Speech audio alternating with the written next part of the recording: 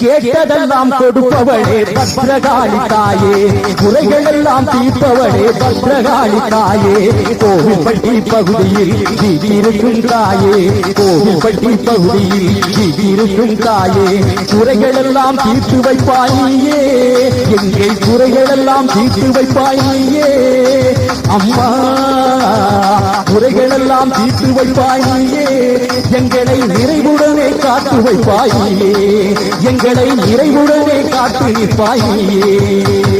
கேட்டதெல்லாம் கொடுப்பவளே பத்ரகாளி தாயே, குறைகள் எல்லாம் தீர்ப்பவளே பத்ரகாளி தாயே.